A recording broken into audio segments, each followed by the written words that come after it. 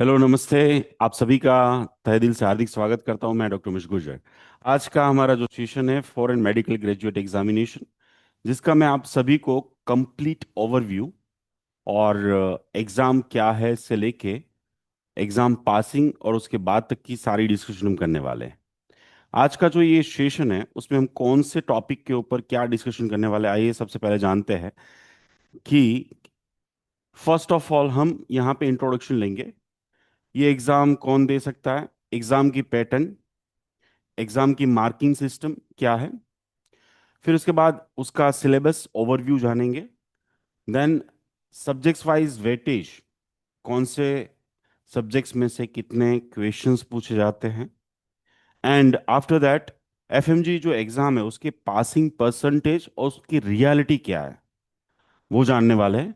Then preparation के लिए क्या स्ट्रेटेजी होनी चाहिए, कौन से ईयर से स्टार्ट करना है, कितने घंटे पढ़ना चाहिए, कैसे पढ़ना चाहिए, pre clinical subjects, para clinical subjects, clinical subjects of course, कितने एमसीक्यू सॉल्व करने चाहिए, ऐसी बहुत सारी चीजें हम डिस्कस करने वाले हैं। देन रिसोर्सेज कौन से यूज करने, कौन सी बुक्स फॉलो करनी है, कौन सी एप्लीकेशन क्लासेस करने जरूरी है या नहीं। एंड ऑफ कोर्स हमारी कॉमन मिस्टेक्स क्या होती है इस एग्जाम के रिलेटेड, वो भी हम डिस्कस करेंगे।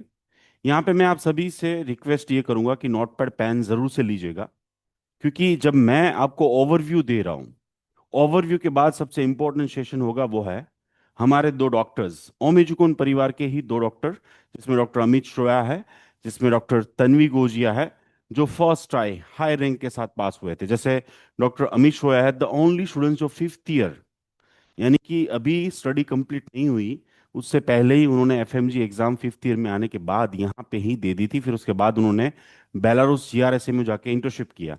वैसे ही तन्वी गोजिया, जो एक स्कॉलर स्टूडेंट, जिसके बारे में मैं डिटेल में एंड में बताऊंगा, ये दोनों हमारे डॉक्टर्स हमारे साथ जुड़ने वाले हैं, जहाँ पे आप अपने क्वेश्चंस पूछ पाएंगे। और इसीलिए इस सेशन में जितने भी आपको डाउट्स होंगे, दिमाग में क्वेश्चंस आ रहे हैं, मैं चाहूंगा कि नोट पैड पेन लेके जरूर से नोट डाउन कीजिएगा, ताकि आप उनको वन टू वन पूछ पाए। तो आइए आज का फॉरेन मेडिकल ग्रेजुएट एग्जामिनेशन का ओवरव्यू, कैसे इस एग्जाम को क्रैक की जा सकती है, हाई स्कोर लिया जा सकता है, कौन सी गलतियां हम करते हैं, कौन सी गलतियां हमें नहीं करनी है, इस एग्जाम की प्रिपरेशन कब से स्टार्ट करनी चाहिए, जैसे बहुत सारे क्वेश्चंस एक स्टूडेंट्स और पेरेंट्स के दिमाग में होते हैं, वो डिस्कस करना स्टार्ट करते हैं। सबसे पहले हम जानते हैं कि व्हाट इज एफएमजी एग्जाम। तो देखिए एफएमजी एग्जाम है क्या। तो एफएमजी का फुल फॉर्म है फॉरेन मेडिकल ग्रेजुएट एग्जामिनेशन। 2002 के बाद कोई भी इंडियन सिटीजन ट्वेल्थ पास होके अगर दुनिया की कोई भी कंट्री में, एक्सेप्ट 5 कंट्री, जैसे यूएसए, यूके, कनाडा, न्यूजीलैंड और ऑस्ट्रेलिया, इन 5 कंट्री के अलावा कोई भी कंट्री में अगर आप जाते हैं एमबीबीएस पढ़ाई करने के लिए, ट्वेल्थ पास और अभी नीट एलिजिबल के साथ, तो फिर आपको जब वापस आएंगे तो आपका एक स्क्रीनिंग टेस्ट होगा जिसका नाम है फॉरेन मेडिकल ग्रेजुएट एग्जामिनेशन।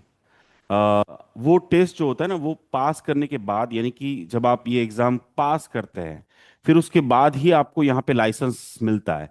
यानी कि ये एफएमजी एग्जाम, इंडियन सिटीजन हो, ट्वेल्थ के बाद आप मेडिकल स्टडी के लिए अब्रॉड गए कोई भी देश में एक्सेप्ट 5, और वापस आए और यहाँ पे ये एग्जाम आपने अगर क्लियर नहीं की है, तो इंडिया के लिए आप सिर्फ और सिर्फ ट्वेल्थ पास है। तो फॉरेन मेडिकल ग्रेजुएट एग्जामिनेशन के बारे में जानते आगे, तो यहाँ पे ये national Board of examination conduct करती है। एनएमसी, पहले एमसीआई था, फिर अब एनएमसी है, उसके अंडर में ये एग्जाम कंडक्ट की जाती है by National Board of Examination NB. तो यहाँ पे मैं आप सभी को बताना चाहूंगा कि 3 वेबसाइट आपको रेगुलरली विजिट करनी चाहिए। Number 1, national Medical commission. Number 2, NBE, national Board of examination. And number 3, national Testing agency. क्योंकि सारी प्रोसेस जो होती है इस exam related, application form fill up से लेके पास, पास होने के बाद रिजल्ट डाउनलोड करना से लेके प्रोविजनल सर्टिफिकेट, परमानेंट सर्टिफिकेट यानी कि इंटर्नशिप के लिए अप्लाई करना, इंटर्नशिप के बाद यहाँ का लाइसेंस आपको मिले, वो सारी एंटायर प्रोसेस जो होती है वो ऑनलाइन होती है। तो सभी फ्यूचर डॉक्टर्स को ये 3 वेबसाइट हफ्ते में एक बार जरूर से चेक करना चाहिए। First of all National Medical Commission NMC की website, second National Board of Examination यानी कि एनबीए की website, and third that's National Testing Agency की वेबसाइट, जहां पे इस एग्जाम्स के बारे में सारी इंफॉर्मेशन बुलेटिन से लेके रूल्स रेगुलेशन से लेके जो चीज मैं आप सभी के साथ शेयर कर रहा हूं वो सारी इंफॉर्मेशन वहां पे अवेलेबल है। तो नेक्स्ट क्वेश्चन इज दैट कि एफएमजी एग्जाम इंपॉर्टेंट क्यों है। तो एक सिंगल वर्ड में अगर मुझे आंसर देना हो आपको, तो FMG exam is a gateway from the foreign MBBS to practice in India, यानी कि इसके बिना आपको भारत देश में प्रैक्टिस करने के लिए अलाउ किया जाएगा नहीं। भारत देश में आप सिर्फ और सिर्फ 12th पास गिने जाओगे। आगे बढ़ते हैं, जहां पे हम बात करेंगे एलिजिबिलिटी एंड ऑफिशियल इंफॉर्मेशन। तो एफएमजी एग्जाम देने के लिए आपके पास क्या एलिजिबिलिटी होनी चाहिए, बहुत इंपॉर्टेंट पॉइंट है। सबसे पहले तो आप इंडियन सिटीजन होने चाहिए, नंबर वन। नंबर टू, आपने 12th पास किया होना चाहिए। नंबर थ्री, 2018 के बाद रूल्स आ चुका है कि नीट क्वालिफाइड मार्क्स है और आप एब्रॉड गए हो तो ही आप ऑफ कोर्स ये एग्जाम दे पाओगे। नीट क्वालिफाइड नहीं है तो फिर आप ये एग्जाम नहीं दे पाओगे। नेक्स्ट इंपॉर्टेंट, फाइनल एग्जाम वहां की आपने पास की होनी कि जैसे जीआरएसएमयू के स्टूडेंट है आप, बेलारूस के स्टूडेंट से आप, तो फिफ्थ ईयर में आपकी एग्जाम हो जाती है, फिफ्थ ईयर के बाद आप ये एग्जाम दे सकते हैं। फाइनल एग्जाम देने के बाद ये एग्जाम में आप अपियर कर सकते हैं। नेक्स्ट, डिग्री अपोस्टाइल और अटेस्टेड बाय एम्बेसी, यानी कि जो डिग्री आपको मिल रही है, सर्टिफिकेट जो आपको मिल रहा है, जो जो चीजें मिल रही है वो अपोस्टाइल होना चाहिए इंडियन एम्बेसी के माध्यम से। नीट यूजी क्वालिफाइड मार्क्स होने चाहिए और 12th पास। सबसे इंपॉर्टेंट, ये तो है ही क्राइटेरिया इस एग्जाम में अपियर होने के लिए, लेकिन सबसे इंपॉर्टेंट क्राइटेरिया 18 नवंबर 2021 को नेशनल मेडिकल कमीशन ने डिक्लेयर की, और इसी वजह से बहुत सारी कंट्रीज में स्टूडेंट्स अभी नहीं जा रहे। तो ये क्राइटेरिया जहां पे फुलफिल हो रही है, यानी कि ये जो आप स्क्रीन पे देख रहे हैं पूरे 2 पेज का मटेरियल है, पीडीएफ फाइल है, जिसको मैं शॉर्ट में करके बताऊंगा। तो अगर ये क्राइटेरिया, ये सारी चीजें फुलफिल हो रही है उस देश में, उस कॉलेज में आप पढ़ने जा रहे हो, तो फिर आप जब वापस आओगे पढ़ने के बाद, तब आपको एफएमजी एग्जाम देने के लिए चांसेस मिलेंगे, अदरवाइज नहीं मिलेंगे। तो ये क्राइटेरिया क्या है, शॉर्ट में समझने का ट्राई करते हैं। मिनिमम 4.5 साल का स्टडी होना चाहिए। 12 मंथ, 12 साल की इंटर्नशिप आपको वहां पे कंपलसरी करके आनी है। आपका जो एजुकेशन दिया जाए आपको, यानी मीडियम ऑफ इंस्ट्रक्शंस हो, वो इंग्लिश में होना चाहिए। मैंडेटरी सब्जेक्ट्स का एक लिस्ट दे दिया कि क्या थियरी पढ़ना है, क्या प्रैक्टिकल पढ़ना है, एज पर दैट ही पढ़ाई करके आनी है आपको। एंटायर कोर्स एक ही कंट्री से, एक ही इंस्टीट्यूट से, एक ही जगह से पढ़ना है। आप कंट्री और यूनिवर्सिटी चेंज कर सकते नहीं है। नेक्स्ट बात करते हैं, वो है पार्शल कोर्स आप यहां पे करें, इंटर्नशिप कहीं और पे करें, प्राइवेट कॉलेज में जाके, यानी कि ऐसा नहीं होगा। एक यूनिवर्सिटी होनी चाहिए, कॉलेज होनी चाहिए जहां पे आपको पढ़ाने के लिए सारी चीजें होनी चाहिए, कि हॉस्पिटल्स भी होनी चाहिए, सब कुछ। तो वो क्राइटेरिया उन्होंने 2 पेज में प्रॉपरली एक्सप्लेन किया है। और देन नेक्स्ट इंपॉर्टेंट और बहुत ज्यादा इंपॉर्टेंट ये है कि जिस देश में आप पढ़ने जा रहे हो, पढ़ रहे हो, उस देश में वो डिग्री वैलिड होनी चाहिए, यानी कि वहां पे उस डिग्री के साथ आप काम करने के लिए अलाउ होने चाहिए। देन उसके बाद ही आपको एफएमजी एग्जाम देने को मिलेगी। शायद आपको बिलीव नहीं होगा, लेकिन अभी जिस कंट्रीज में लोग जा रहे हैं, जैसे चाइना नहीं जा पा रहे, फिलीपाइंस नहीं जा रहे, because of this rules regulation, लेकिन फिर भी बहुत सारी कंट्रीज है जहां पे लोग जा रहे हैं आंखें बंद करके, जिनकी वेबसाइट पे लिखा है कि भी हमारे यहाँ इंग्लिश मीडियम कंप्लीट नहीं है, जिनकी वेबसाइट यानी कि यूनिवर्सिटी की, कॉलेज की वेबसाइट पे। तो यहाँ पे खास इंपॉर्टेंट चीज ये फॉलो करने की जरूरत है, क्योंकि अगले साल से ये पिक्चर क्लियर होगा। अगले साल से बहुत सारे रिजेक्शन आने वाले हैं। बहुत सारी कंट्री से जो लोग 6 6 साल, 5 5 साल पढ़ के आएंगे, और यहाँ पे वो अलाउ ही नहीं होंगे कि वो एफएमजी एग्जाम में बैठ पाए। तो last and the next most important thing, कि जब आप एग्जाम क्लियर कर लेते हो, फिर उसके बाद आपको 1 साल की यहाँ पे इंटर्नशिप करनी है। रोटेटरी इंटर्नशिप होगी और वो पेड होगी, यानी कि आपको पैसे मिलेंगे।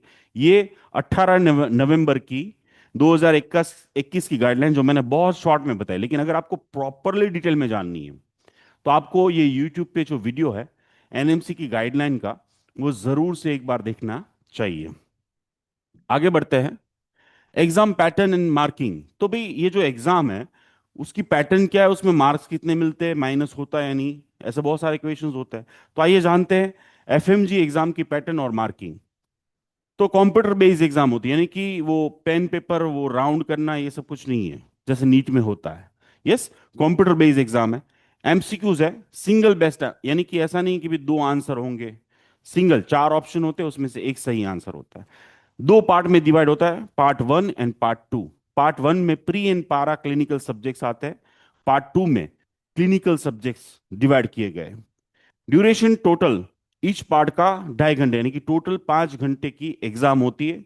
सुबह और दोपहर 2.5 आवर्स, यानी कि 5 घंटे की एग्जाम आपको होती है। मार्क्स पर क्वेश्चन मिलते हैं, कोई नेगेटिव मार्किंग नहीं है। पासिंग क्राइटेरिया, यानी कि 300 क्वेश्चंस पूछे जाते हैं, हर एक क्वेश्चन का 1 मार्क होता है। कोई नेगेटिव मार्किंग नहीं, यानी कि गलत भी आपने टिक कर दिया तो उसका कोई नेगेटिव होगा नहीं। 300 में से आपको 150 यानी कि 50% लाने होते हैं। एग्जाम जो है वो साल में 2 बार ली जाती है। साल में दो पार्ट में एग्जाम ली जाती है, part one and part two. Part one में जो एग्जाम ली जाती है उसमें सुबह 7 बजे एंट्री होती है, लेकिन मेनली एग्जाम 9 बजे स्टार्ट होती है, 11:30 बजे, यानी कि 2.5 घंटे में कंप्लीट होती है। 2 बजे से 4:30, यानी कि 5 घंटे का स्टेमिना आपको डेवलप करना चाहिए। 5 घंटे में आपको 300 एमसीक्यूज दिए जाएंगे, उसमें एक ऑप्शन सही होगा, एक ऑप्शन आपका सही होता है। ठीक है। सो ये बात आपको बहुत अच्छे से याद रखनी चाहिए कि एग्जामिनेशन फॉर्मूला क्या है, कितने घंटे की एग्जाम आपकी होती है। नेक्स्ट बात करते हैं वो है, एक शॉर्ट फॉर्म में थोड़ा सा रिवाइज कर लेते हैं कि ऑनलाइन एग्जाम है, कंप्यूटर बेस्ड एग्जाम है। OMR sheet, pen paper use नहीं करना है। एप्लीकेशन से लेके एग्जाम से लेके हर एक चीज ऑनलाइन अवेलेबल है। तो ये बात अच्छी है, पहले दिल्ली जाना पड़ता था, national Board of examination office, सब एप्लीकेशन ऑफलाइन था, लेकिन अब सब कुछ ऑनलाइन है। साल में 2 बार जून एंड दिसंबर में एग्जाम दी जाती है। अनलिमिटेड ट्राई है, यानी कि ऐसा नहीं कि भी 3 बार ही ट्राई दो, 4 बार ही ट्राई दो, 5 बार ही आप ट्राई दो। 150 क्वेश्चंस आपके सही होने चाहिए 300 में से, यानी कि 50% आपको चाहिए। यहां पे कोई कंपटीशन नहीं है। ये नहीं है कि भी 300 में से 250 आएंगे तो ही आपको यहाँ का लाइसेंस मिलेगा, 300 में से 300 आएगा या फिर कोई मेरिट बनेगा, ऐसी कोई चीज यहां पे नहीं है। नेगेटिव मार्किंग नहीं है, यानी कि अगर आपने 300 में से 100 क्वेश्चन आपको आते ही नहीं, पता ही नहीं कि क्या है ये, और फिर भी वहां पे आपने तुक्का लगाया, वहां पे टिक किया, वहां पे कंप्यूटराइज आपने ऑप्शन सिलेक्ट किया ABCD D, यानी कि 4 ऑप्शन में से कोई एक, अगर वो गलत होता है फिर भी आपको वो माइनस मार्किंग नहीं होगा। Next important thing, examination centres Gujarat में 5 जगहों पे है अलग अलग। एंड सब्जेक्ट वाइज स्ट्रक्चर, यानी कि वेटेज भी फिक्स है।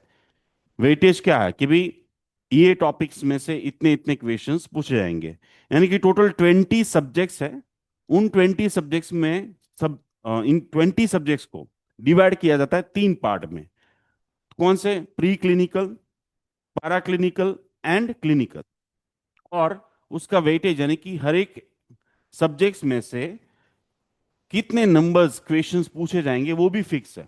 तो ये बहुत इंपॉर्टेंट स्लाइड है जो आपको समझने की, क्योंकि आप जैसे फर्स्ट ईयर के स्टूडेंट्स है, कोई सेकंड ईयर का होगा, कोई थर्ड फोर्थ फिफ्थ सिक्स। तो देखिए यहां पे आप जो है, फॉर एग्जांपल ये 4 सब्जेक्ट्स भी लेते तो आपको, यानी कि ये 4 सब्जेक्ट्स आप ले तो 120 मार्क्स एवरेज बैठ जाएगी आपकी, ये 4 सब्जेक्ट्स भी आप ले तो।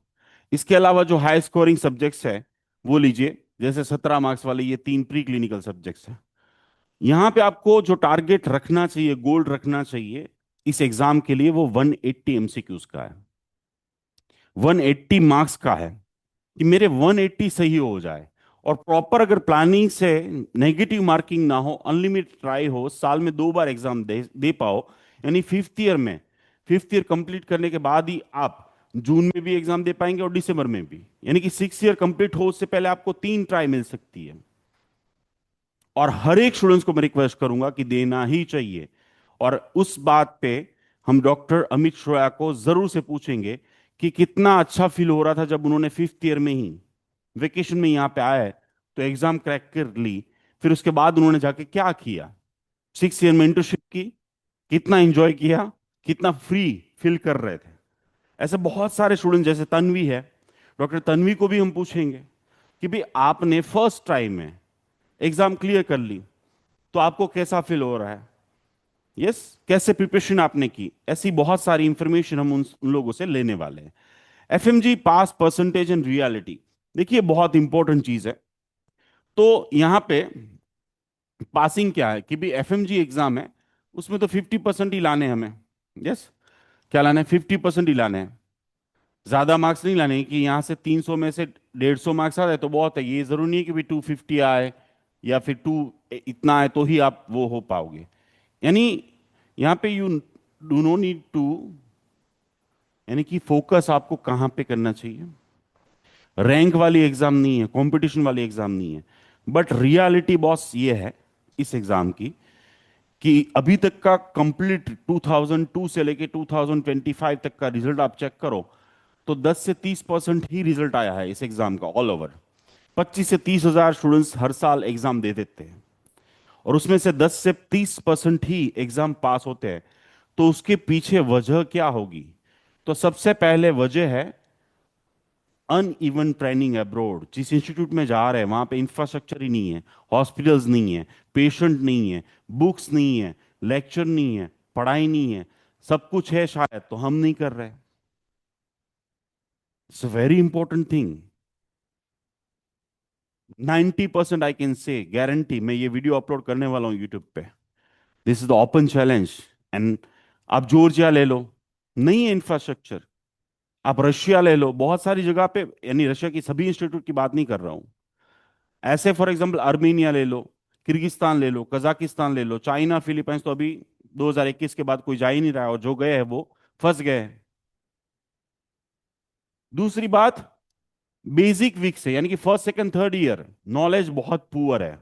पढ़ाई में ध्यान नहीं था, कम मार्क्स आए थे, याद नहीं है उनको वो टॉपिक सारे, बेसिक कंसेप्ट नॉलेज क्लियर नहीं है, इसलिए वो क्वेश्चंस के आंसर ही नहीं दे पा रहे। चाहे कितनी भी पढ़ाई कर लो, यानी कि आपका बेसिक्स अगर क्लियर नहीं होगा first second third year, I don't think कि आप दुनिया की कोई भी एग्जाम क्लियर कर पाओगे। Next important thing, proper strategy नहीं है। मैं अपनी बात करूं, यानी कि मैं 3 बार एग्जाम दे चुका हूं, यानी कि मेरे से बड़ा स्पीकर इस एग्जाम के बारे में हो ही नहीं सकता। 2 बार फेल, तीसरी बार पास हुआ हूं। पहली बार 149, second time 149 and third pass हुआ। तो मेरे पास तो बहुत अच्छा वो एक्सपीरियंस है फॉर्म भरने का से लेके सब कुछ। बट जैसे ही हम किसी भी एग्जाम में फेल होते हैं ना, सबसे पहले वो एग्जामिनेशन सिस्टम या एग्जामिनर या जो एग्जाम ले रहे हैं उसको ब्लेम करेंगे। तो मैंने भी वही किया था। हमारे पास स्ट्रेटेजी नहीं होती, यानी कि स्ट्रेटेजी का अभाव होता है। कब से प्रिपेयर करना है, कैसे प्रिपेयर करना है, क्यों करना, प्रॉपर स्ट्रेटेजी ना होने की वजह से ये प्रॉब्लम्स होती है। Poor revision, revision is the key of success in the medical field. आज कोई पेशेंट आया, जैसे मैं प्रैक्टिशनर डॉक्टर हूं, तो मुझे भी काफी चीजें रिवाइज करनी पड़ेगी, प्रोटोकॉल रिवाइज करने पड़ेंगे, step of, for example snake poison का केस आया, हार्ट अटैक का केस आया, देयर आर सर्टेन थिंग्स जो हमें रिवाइज करनी ही पड़ेगी बार बार, नॉट फॉर एफएमजी ओनली। ठीक है, इग्नोरिंग स्मॉल सब्जेक्ट्स, छोटे छोटे जो सब्जेक्ट्स है जो 10-10 मार्क्स के, उसको इग्नोर करना, वो है इजी, बहुत जल्दी से हो जाते हैं, लेकिन फिर भी हमने इग्नोर कर दिए। और एंजाइटी, क्योंकि लास्ट मोमेंट पे प्रिपरेशन स्टार्ट की, लास्ट मोमेंट में एमसीक्यू सॉल्व कर रहा है, समझ में नहीं आ रहा है कहाँ पे, और ये एंजाइटी और बर्नआउट है ना, वो पास होने नहीं देता आपको। This is the main reason. But thanks to God मैं ये कहना चाहूंगा, ओमिजुगुन का अभी तक का लोएस्ट रिजल्ट 90% आया, और highest result 94। Highest result 94, lowest result 90 आया है अभी तक का। And that's a proud moment for all of us. Next बात करते हैं, वो है प्रिपरेशन एंड स्ट्रेटेजी। क्या होनी चाहिए इस एग्जाम की? प्रिपरेशन कब से होनी चाहिए, कैसे होनी चाहिए? तो साइंटिफिकली आप किसी भी जिसने इस एग्जाम को क्लियर किया है उसको पूछोगे, तो बेसिकली 4 से 6 महीने की प्रिपरेशन आपको चाहिए इस एग्जाम के लिए। ठीक है, 4 से 6 महीने की, 4 से 6 महीने की प्रिपरेशन आपको चाहिए, 4 to 6 मंथ। 3 फेज में प्रिपरेशन होती है, phase 1, phase 2 and phase 3। First reading होता है और कंसेप्ट बिल्डिंग, तो ये कब होना चाहिए? फर्स्ट टू थर्ड ईयर में होना चाहिए। एमसीक्यूज प्रैक्टिस तो वो फोर्थ ईयर से स्टार्ट कर देना चाहिए आपको। और रिवीजन जब आप एग्जाम देने वाले हो, जैसे फिफ्थ ईयर में देना ही चाहिए, तो फिफ्थ ईयर में स्टार्टिंग में ही रिवीजन, आपके पास 10 महीने हो जाएंगे रिवीजन के लिए। 2 से 3 बार मिनिमम रिवाइज करना चाहिए। और इस वे में जाएंगे तो without burden, without effort, without kind of anxiety, easily आप एग्जाम क्रैक कर पाएंगे। आगे बढ़ते हैं, जिसमें मैंने ये 2020 में एक प्लान दिया था, यानी कि 2020 में ऐसा ही एक सेशन रखा था। उस सेशन में मैंने मेरे जो फोर्थ, फिफ्थ और सिक्स ईयर के स्टूडेंट्स थे उनको एक प्लान दिया था कि इस तरीके से आपको प्लान करना चाहिए। अब उस प्लान 2020 यानी कि मेरी जो 2015, 16, 17 की बैच है, तीन बैच, उसका हाईएस्ट रिजल्ट आया है। That's not less than 92%। अब ये प्लान है क्या, जैसे फर्स्ट, सेकंड, थर्ड ईयर वालों को क्या करना चाहिए, जो मैं ऑलरेडी, मेरा एक सेशन हुआ था जहां, जो मैं आगे बताऊंगा, उसमें बता चुका हूं कि देखो, हम मेडिकल फील्ड में घुस चुके हैं, तो दो पैर वाले इंसान के बारे में पढ़ना है, फिर एग्जाम्स देनी होगी, जैसे FMG, NEET PG, US assembly, PLAB, ये सारी एग्जाम जो है वो भी दो पैर वाले इंसान की ही है। और फिर उसके बाद आप प्रैक्टिस करोगे, चाहे भारत देश में, चाहे और देश में, तो वो भी दो पैर वाले इंसान के ऊपर ही करना है। और जिंदगी भर आपको अपग्रेड करना होगा, काम करना होगा, जो आपको इज्जत देगा, पैसे देगा, हर एक चीज देगा, वो भी दो पैर वाला इंसान ही देगा। तो जैसे फर्स्ट ईयर में आप एनाटॉमी, फिजियोलॉजी, हिस्टोलॉजी पढ़ रहे हैं, तो वहां पे आपको उस सब्जेक्ट से रिलेटेड एफएमजी के एमसीक्यूज कुछ सॉल्व कर लेने चाहिए, ताकि आपको पता चल जाए कि मैं ये चैप्टर पढ़ रहा हूं तो इसमें से कितने एमसीक्यूज, किस टाइप के एमसीक्यूज एफएमजी, किस टाइप के एमसीक्यूज यूएस असेंबली में, किस टाइप के एमसीक्यूज प्लैब में पूछे जाते हैं। लेकिन अगर आप फोर्थ ईयर के स्टूडेंट्स हैं, यानी कि फोर्थ ईयर में कंप्लीटली आपको एक एग्जाम की प्रिपरेशन स्टार्ट कर देनी चाहिए, चाहे आपको यूएस असेंबली देनी हो, प्लैब देनी हो या एफएमजी, लेकिन बात यहां पे एफएमजी की हो रही है। तो फोर्थ ईयर के स्टूडेंट से आप, और आपको एफएमजी देनी है, तो 20 सब्जेक्ट्स है, 300 चैप्टर्स है आपके पास, टोटल आपके पास 36 मंथ, 144 वीक्स, 1080 डेज, 25,000 से ज्यादा आवर्स है। लेकिन उसमें से अगर आप 3 घंटे डेली निकालते हैं तो आपके पास 3,240 घंटे की प्रिपरेशन होगी। उसमें से 3 घंटे में से 1.5 आवर प्री क्लिनिकल और 1.5 आवर क्लिनिकल सब्जेक्ट्स के लिए निकाल दो। एवरी सैटरडे आप एक रिवीजन और टेस्ट दो प्री क्लिनिकल सब्जेक्ट्स का, एवरी संडे रिवीजन और टेस्ट दो आप क्लिनिकल सब्जेक्ट्स का। ये फोर्थ ईयर स्टूडेंट्स को कह रहा हूं, मुझे पता है कि इसमें सबसे कम फोर्थ ईयर वाले होंगे। और फिर इस तरीके से आप एक पूरा प्लान बना सकते हो, एक पूरा प्लान बना सकते हो। इसकी पीडीएफ आप व्हाट्सअप मुझे करोगे कि आई वांट दिस पीडीएफ, तो definitely I will share. But ये फुल प्रूफ प्लान है, यानी कि फोर्थ ईयर के स्टूडेंट्स को 3 घंटे मेहनत करनी पड़ेगी पर डे, तो डेफिनेटली आप बहुत अच्छे स्कोर के साथ इस एग्जाम में आगे बढ़ पाओगे। नेक्स्ट बात करते हैं, फॉर एग्जांपल अगर आप फिफ्थ ईयर के स्टूडेंट्स हैं, अभी आपका फिफ्थ ईयर चल रहा है, तो फॉर एग्जांपल आपके पास कितने सेम चीजें हैं लेकिन आवर्स कम हो रहे हैं। देखिए, आपके पास आवर्स थोड़े से कम हो गए, तो इस वजह से आपको 3 घंटे की जगह 4 घंटे प्रिपेयर करना पड़ेगा। 2 आवर्स आप दे दो प्री क्लिनिकल, सेम स्ट्रेटेजी। और यहां पे एक तरीके से पूरा प्लान बनाना पड़ेगा। गोल विदाउट, कहते हैं ना कि प्लानिंग इज जस्ट, कहते हैं ना कि विश होती है।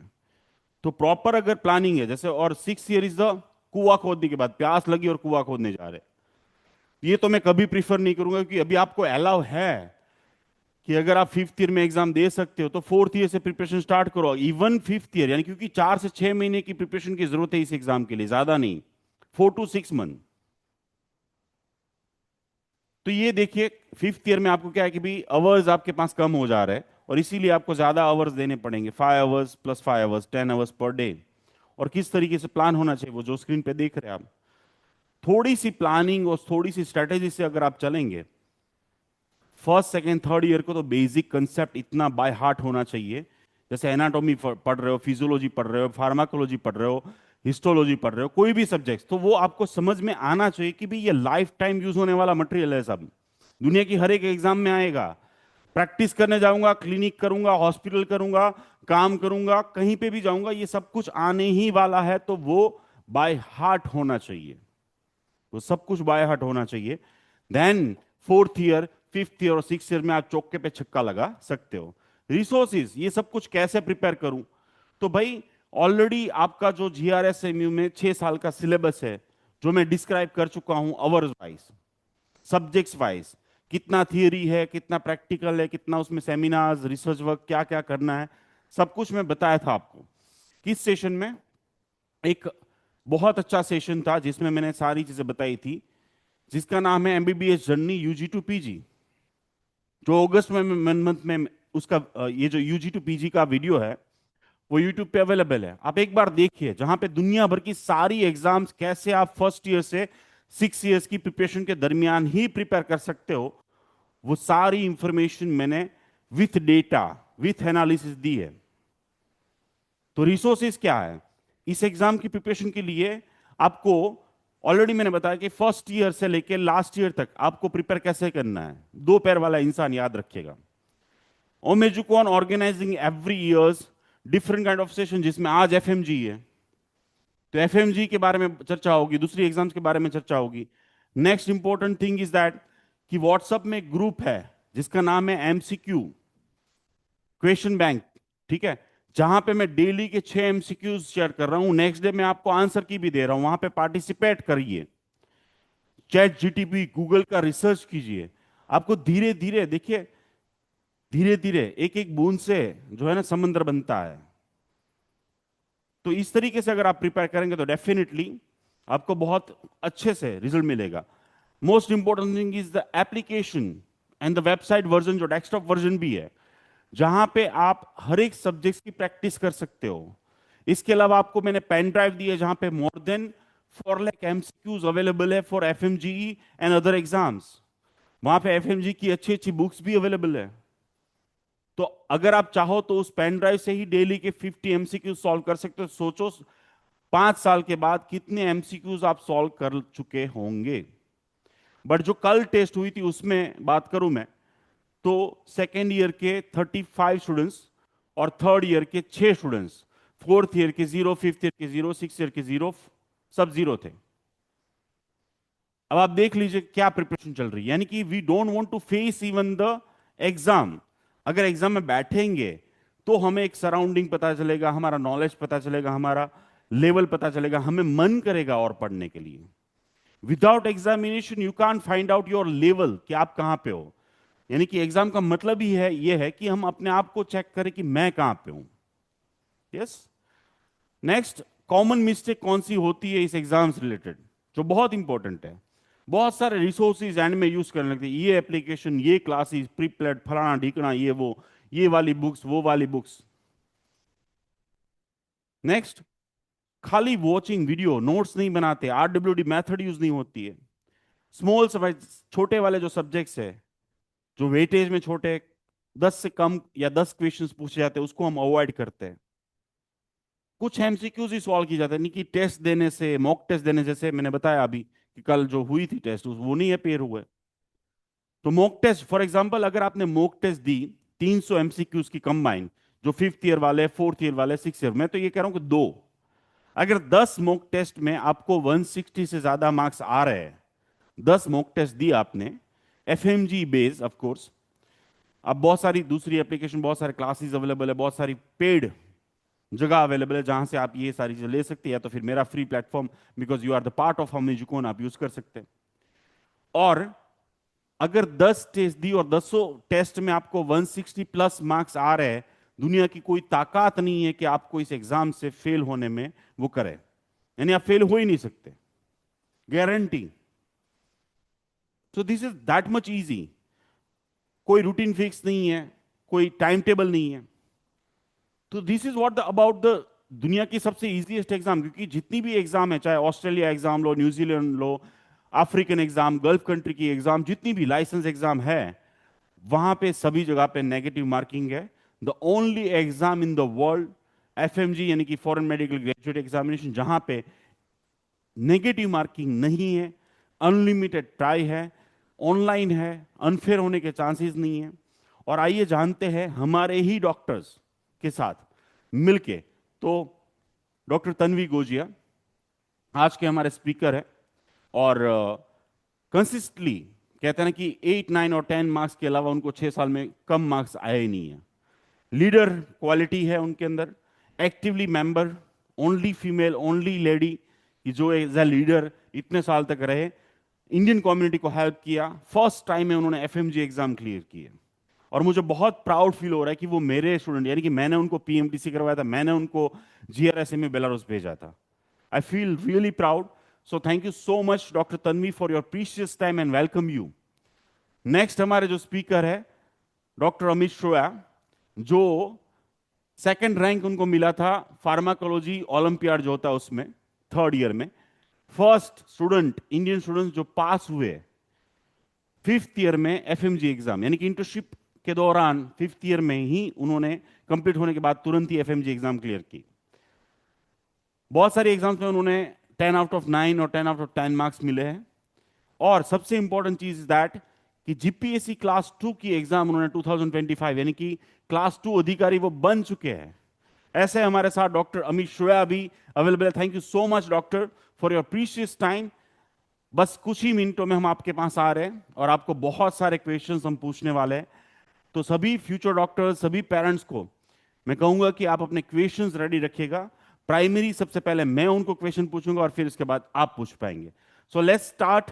लेट्स अवर जो गेस्ट है जिन्होंने ये एग्जाम फर्स्ट ट्राई में ही क्लियर की है विथ गुड मार्क्स, उनको ही पूछते हैं कि आपने ऐसा क्या फर्स्ट ईयर में किया, क्या सेकेंड ईयर में किया, क्या थर्ड ईयर में किया, क्या फोर्थ ईयर में किया, कब एग्जाम की प्रिपरेशन स्टार्ट की, कैसे हमें करनी चाहिए, क्या ध्यान में रखने चाहिए, कौन सी मिस्टेक्स नहीं करनी चाहिए, जो ये एग्जाम का थोड़ा सा फोबिया है वो कैसे दूर किया जाए, क्या इंपॉर्टेंट कीज होती है, क्या डू एंड डोंट्स होते हैं। ऐसे सारे क्वेश्चंस के लिए आइए मिलते हैं हमारे परिवार के ही doctors, doctor Amit and doctor Tanvi Gojiya. Let's have a big hand for them. Let's say thank you in comment box, because देखिए अभी डॉक्टर तन्वी जो है वो इंटर्नशिप कर रहे हैं, डॉक्टर अमित जो है वो क्लास 2 अधिकारी है। अपनी जिंदगी के प्रीशियस टाइम हम सभी को देने जा रहे हैं, दे रहे हैं, तो उसके लिए हमें थैंक यू तो बनता है। यस, सो तब तक डॉक्टर तन्वी, सबसे पहले तो आपका बहुत बहुत धन्यवाद कि आपने अपना प्रीशियस टाइम निकाला, because internship and all the things, I think PG preparation and सब कुछ जो है वो मैशअप होता है, and Sunday is the only day जहाँ पे थोड़ा बहुत टाइम मिलता है फैमिली के लिए, और आपने ओमेचुकुन परिवार फ्यूचर डॉक्टर्स के लिए टाइम निकाला। First question doctor Tanvi, I want to ask you कि एंटायर जर्नी, जैसे फर्स्ट ईयर से लेके सिक्स ईयर तक टिल एफएमजी एग्जाम, एग्जाम जो प्रिपरेशन होती है वो, और एग्जाम आपने दी, एग्जाम रिजल्ट आया, तब तक की एंटायर जो जर्नी होती है उसमें आपके जो एफोर्ट है, उसमें हमारे जो फ्यूचर डॉक्टर्स है उनको क्या करना चाहिए और क्या नहीं करना चाहिए। Can you share us few words please? Sure, sir.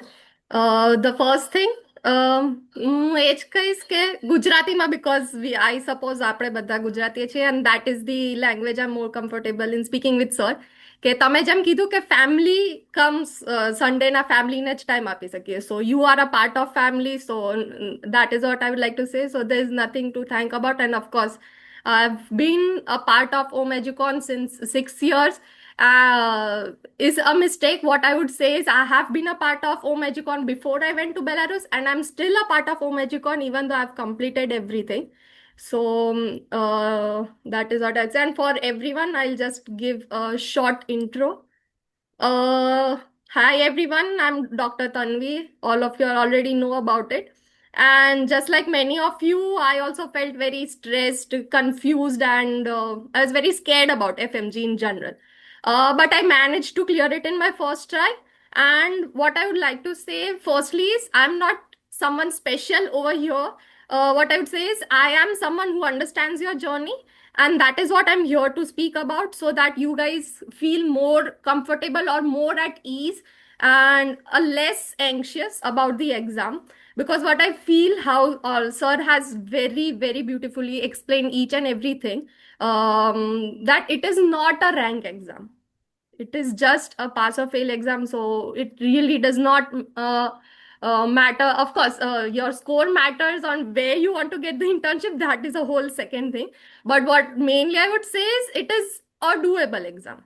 So okay, so I think majority of the things that I was going to cover has already been covered by Umesh sir, but I'll just speak about what worked for me personally and what were the mistakes that I would like for the students to not make. That I think that if someone would have been there for me to tell that those things, it would be more easier for me. So I'll just go quickly. So the first thing that everyone is very curious to know about is how I passed my FMG in my first attempt. So the very first thing that I would like to say is that the first point that I've mentioned, that I started early and did not wait for the perfect timing. So there is no perfect timing as such. Like whosoever is in second year or third year, they are like, अभी से तो करके क्या करना है, अभी तो clinical subjects आए भी नहीं है, अभी से preparation करने का क्या मतलब है. And those who are in fourth, fifth, or those who are right now in sixth year as well, even if they are feeling like I'm already too late on the journey, there's nothing as perfect timing. जब मन बना लो और शुरू कर दो, that is the right timing, is what I believe. This and just the I'll just go through the other points as well. The second thing is I used high hold resources only. But the foremost important thing that I'd like to say here is that there is, you prepare for FMG. Your it starts from the first day you enter the medical university. If any student हुआ है, जितने जितने भी GRSMU के students हैं, उन्होंने सिर्फ GRSMU की भी बुक्स पढ़ ली है ना, that books are enough to crack any exam. FMG is not FMG. Any exam of the world you can crack through just the university books. So the because the concepts are going to remain the same, what changes with exam is कि तुम्हें बस ये देखना है कि you don't have to be master of every subject. You need to know enough to clear the exam. Some students make those mistakes कि भाई mug करने बैठ जाते हैं. They do not focus on understanding but mugging the subjects. Especially right now, the first, second, and third year students, what I'd like to say is focus on building the base right now, because the pharma, the patho, the micro, the ANET, the biochem, all of those subjects are going to be very important for you guys when you start your clinical subjects. जब base ही weak होगा, then it won't be easier for you to do the clinical subjects. Correlation is very important, is the third point that I would like to say is you need to correlate. So when you're practicing the MCQ, I practiced it every day. I did MCQs daily, even though I didn't feel prepared. मतलब I would feel like कि भाई अभी ये subject बाकी है, अभी नहीं करती हूँ, वो सब्जेक्ट बाकी है, अभी नहीं करती हूँ, तो बहाने तो मिल जाएंगे नहीं करने के लिए, but you need to practise them every day. And को relation is the best thing. Like एक कोई एक आई थिंक कोई एक क्वेश्चन एक सब्जेक्ट का होना is impossible. The question can include gynec, it can include surgery, it is going to include radio, it will include your basics of anatomy and everything. So correlation is the key. And you need to do your weekly self assessment testings. Other thing that most people forget is that this is a revision heavy exam. You need to keep on revising, and revising. That is the only key. So multiple revision is the key.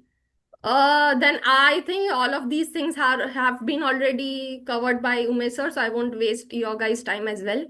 The only thing what I felt was these are the subjects, weighted subjects, which people should not let go of them. PSM, it is a huge weighted subject and very predictable questions. You don't need to apply any brain or as such. If you have revised, that is what I said. If you have revised it again and again and again, you can easily give correct answers to those questions, because already it has a huge weightage and the answers are very predictable. Then pharma is a subject which you already have it from the third year itself, so it should be very strong itself. And that subject, if it is weak, there are, you go wrong in many more subjects. Patho, as I said, micro. So there are so many subjects which you have it in your first, second, and third year. So your preparation starts very early on. Then OBG and surgery and anatomy. Anatomy is what I feel like students, because it is a first year subject, while you're doing your preparation, some students tend to કે રહેવા દઈએ, આ નહીં થાય અત્યારે હવે. But what I feel like is a very simple recall based question. Image based question આવી જાય, આ મસલ કયો છે, આ ટેન્ડન કયો છે. And what I feel like is કે અગર સરના તમે MCQ સોલ્વ કરો ને તો એમાં જ બધું કવર થઈ જશે. સો there is nothing more you need to do for that. common mistakes, like most of them have been already covered by sir, like studying too many resources. Don't study from two. Trust one. તમારા માટે જે work કરે, trust that source. If you are using source resources, best. There's nothing more you need to go beyond that. If you're using other platform also, like if you're using Mist, if you're using Preplet, if you're using Miro, whatsoever be it, stay on one platform. જો બધા જ teacher ગમવા, બધા faculty ગમવી is not possible. But if you keep on jumping from resource to resource, you will be stuck there only. Then ignoring PYQs, many students do is કે ભાઈ આ તો આવી ગયું, હવે થોડી ને આવશે. That is not true. Like most questions keep on repeating. Not the question. What I feel like is PYTs. You need to focus on the topic. If there has been a question from PPH, say it, or postpartum hemorrhage, or so એવું નથી કે એ ટ્રીટમેન્ટનો question આવશે. Maybe it can come from the diagnostics, it can come from the pathophysiology. So you need to revise the PYTs. Not revising theory of PSM pharma and forensic is the most basic, because students છે ને જ્યારે PSM pharma અને FMT આવે ને, they get so over enthusiastic start થાય ત્યારે, પછી જ્યારે એટલું કન્ટેન્ટ આવે ને તો એમ થાય કે આ તો નહીં જ થાય, આવે છેલ્લે જોશું. પણ છેલ્લે ના થાય. These are the subjects when you start first. I'll say for myself as well, because PSM is a subject. When we were in Dallas, of course we did general hygiene and everything, but એ ત્યાંના regulations પ્રમાણે હોય. It is according to that, and the PSM which you need to study for FMG is the things and which are India ને લાગુ પડે એ રીતે. So these are the subjects that you keep on revising again and again and again. Only then you get a strong grip on it. Focusing only on strong subjects, sir has already said it. There are, see, 5 marker subjects છે. Anesthesia, see, anesthesia is very easy. ડરમાં image based questions છે.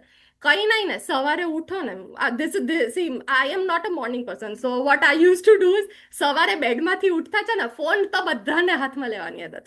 What I used to do is I used to save my screen, what do you say, lock screen as pictures of derma and micro and all of those things. ખાલી એને એક વખત રોજ, if you see it, it becomes a memory in your mind. And the other thing, studying for long hours without active recall. See, I'm not a believer of studying 12 to 14 hours. I'll be very honest. I believe in studying for 4 hours, but studying 4 કલાક બેઠા છે તો ભણવાનું, પછી એમને લાઈ 2 minute Insta જોઈ લો, લાઈ જોયા મમ્મી શું કરે છે, લાઈ આ કરી લો. Not that. If you are sitting and studying for 4 hours, give those 4 hours to your books, to your subjects, and to your timetable. What you have thought કે તમે એમ વિચાર્યું છે કે મારે આજના પ્રમાણે આટલું વાંચવાનું, તો એ થઈ ગયું છે, then you're done. There's nothing to worry about કે ભાઈ હું તો 4 કલાક જ આલું, પહેલો તો 10 કલાક વાંચ. તું તારા ટાઈમ ટેબલથી સ્ટક છે is more than enough. Mock test also, sir has said that mock tests are very important.